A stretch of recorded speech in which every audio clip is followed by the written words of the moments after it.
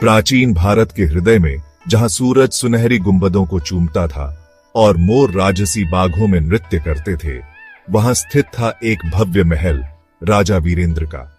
वो राजा जिसे प्रजा प्यार करती थी, जो बुद्धिमानी से राज करता था, लेकिन भीतर कहीं एक खालीपन था, एक सच्चे मित्र की, एक साहसिक यात्रा की तलाश। एक शांत सुबह जब राजा अस्तबल में घूम रहे थे, एक अजीब मधुर हिनहिनाहट सुनाई दी। अंधेरे में एक सफेद घोड़ा खड़ा था, नीली चमकती आंखें, कांपता शरीर। कहते हैं ये शापित है, अस्तबल प्रमुख ने फुसफुसाया, लेकिन राजा आगे बढ़े।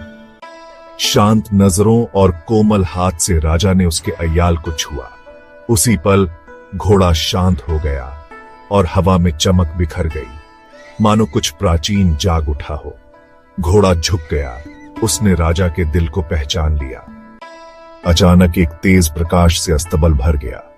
घोड़े की पीठ से दो अद्भुत पंख निकले, चांदी की चांदनी जैसे चमकते हुए। लोगों ने दांतों तले उंगलियां दबा ली। तुम शाप नहीं, एक उपहार हो। और वहीं से शुरू हुई उनकी यात्रा।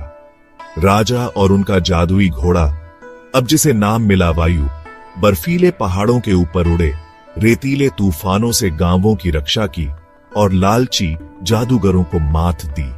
जहां भी वो गए, उम्मीद उनके पीछे पीछे चलती रही।